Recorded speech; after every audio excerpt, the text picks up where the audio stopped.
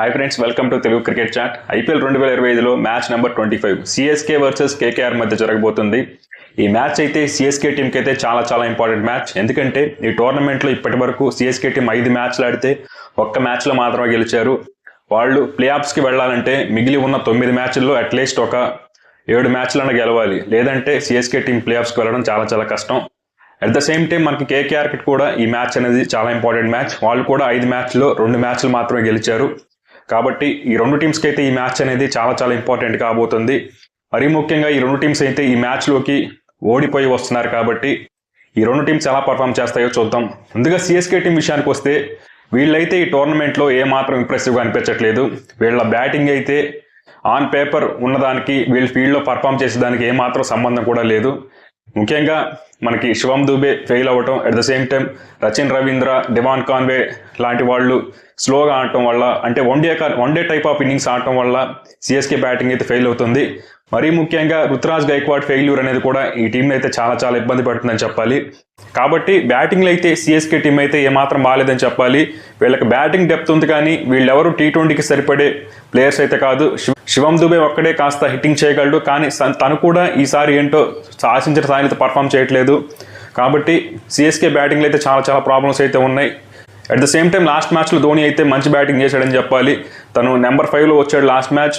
ఈ మ్యాచ్లో కూడా ధోని నెంబర్ 5లో కాకపోయినా అట్లీస్ట్ నెంబర్ 6లో కనుక వస్తే సిఎస్కేకి అయితే ఖచ్చితంగా అడ్వాంటేజ్ ఉండే అవకాశం అయితే ఉంది.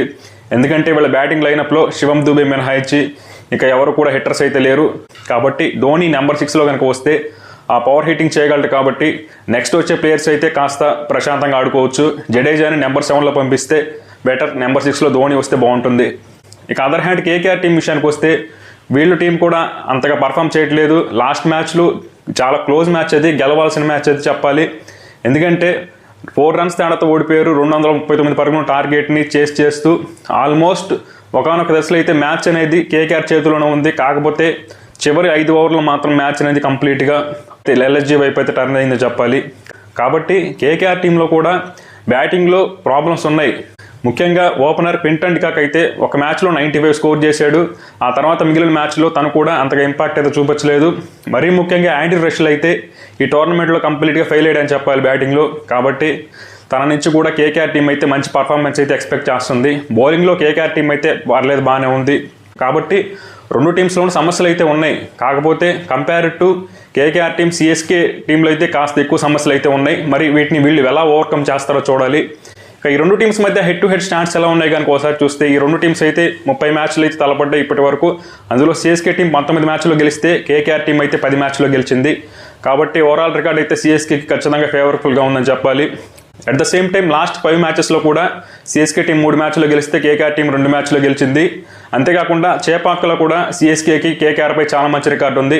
ఈ గ్రౌండ్లో మొత్తం 11 మ్యాచ్లు జరిగితే ఈ రెండు టీమ్స్ మధ్య సిఎస్కే అయితే 8 మ్యాచ్లో గెలిచింది. కేకేఆర్ అయితే కేవలం 3 మ్యాచ్లో మాత్రమే గెలిచింది. కాబట్టి ఖచ్చితంగా రికార్డ్స్ అన్నీ అయితే సిఎస్కేకి ఫేవరబుల్గా ఉన్నాయి. హోమ్ కండిషన్స్ కూడా సిఎస్కేకి చాలా అడ్వాంటేజ్ ఉండే అవకాశం ఉంది. కాకపోతే ఈ సీజన్లో మాత్రం సిఎస్కే టీం అయితే హోమ్ కండిషన్స్ని ఏమాత్రం కూడా యూటిలైజ్ చేసుకోలేదని చెప్పాలి.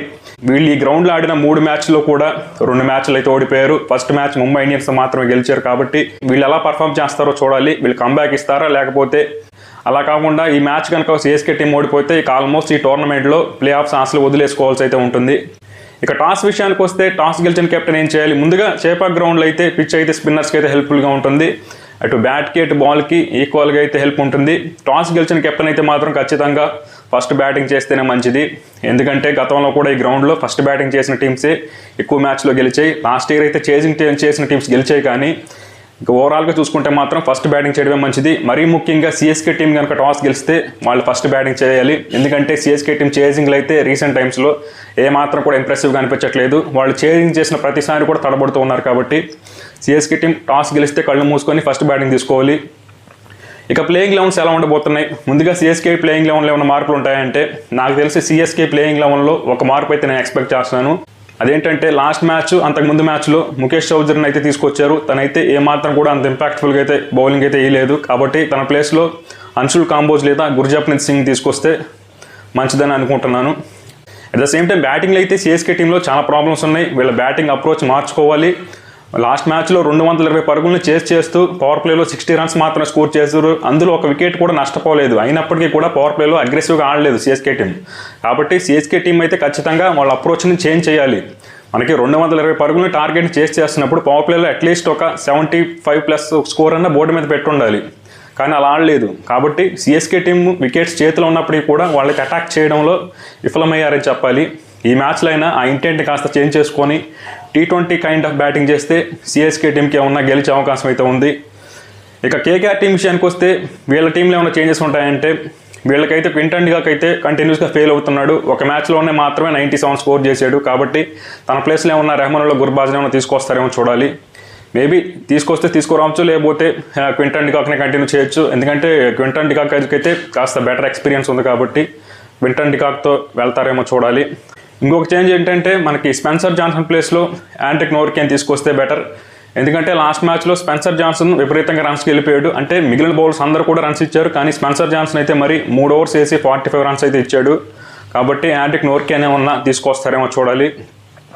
ఇక ఈ రెండు టీమ్స్లో ఏ టీంకి గెలిచే అవకాశం ఎక్కువ ఉంది అంటే మాత్రం ఈ రెండు టీమ్స్ని సైడ్ బై సైడ్ కంపేర్ చేసి చూస్తే బ్యాటింగ్లో అయితే కంపేర్ టు సిఎస్కే టీం ఖచ్చితంగా కేకేఆర్ టీం అయితే అహెడ్ అయితే ఉంది.